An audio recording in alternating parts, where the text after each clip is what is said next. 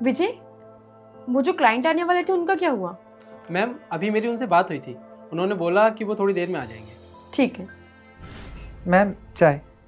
तुम कौन? मैं वो चाय वाले अंकल थे ना, उन्हीं का लड़का हूँ। तुम्हें चाय लाने की क्या जरूरत थी? तुम्हारे पापा कहाँ गए? वो क्या है ना, मेरे पापा की बहुत ज़्यादा तबीयत ख़राब है और वो घर पे आराम कर रहे हैं, तो उनकी जगह पे मैं चाय लेकर आया हूँ। अरे तबीयत खराब है तो तुम्हें चाय लाने की कोई जरूरत नहीं थी। अगर 3-4 दिन चाय नहीं आएगी तब भी कोई दिक्कत नहीं है।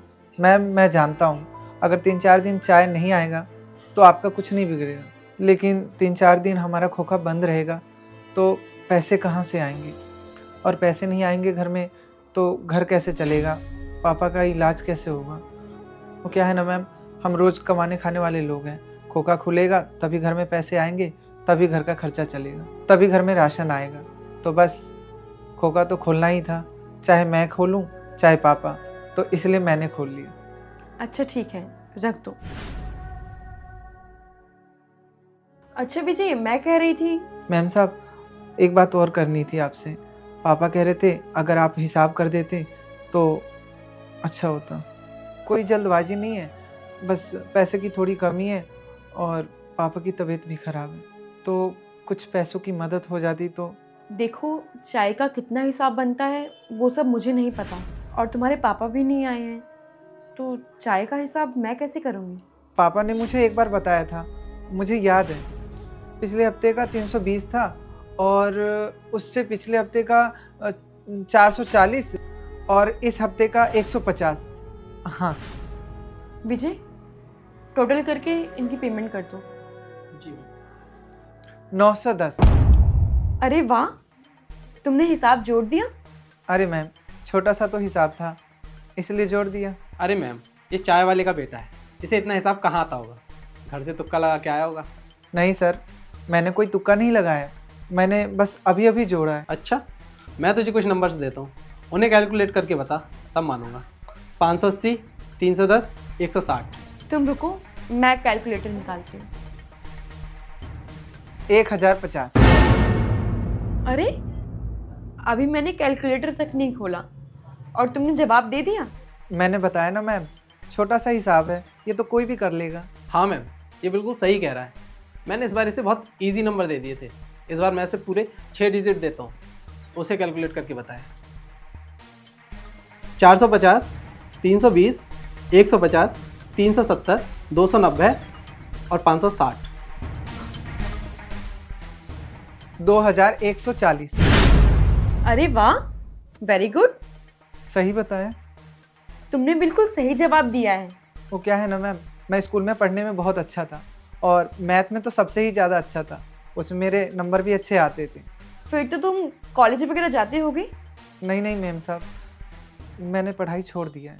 पढ़ाई छोड़ दी?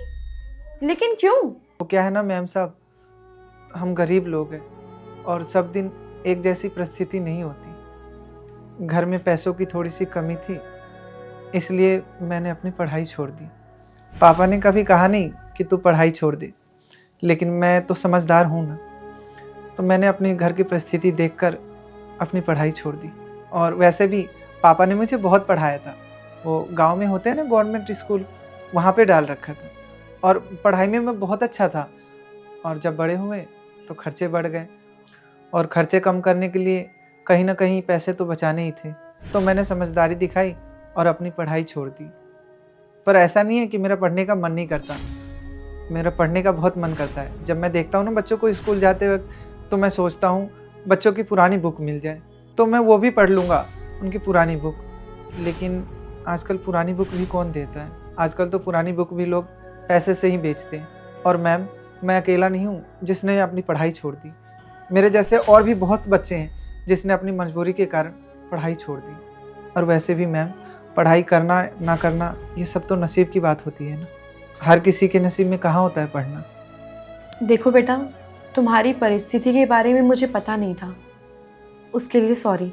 और तुम्हारे पापा ने कभी बताया भी नहीं, लेकिन तुम चिंता मत करो, तुम्हारी पढ़ाई में जो भी खर्चा आएगा वो सब मैं देख लूँगी। और तुम ही नहीं, जितने भी ऐसे बच्चे हैं जो पैसों की वजह से पढ़ नहीं पाते, उन सब का पढ़ाई का खर्चा मैं उठाऊंगी। मैम आप सच कह रही हैं?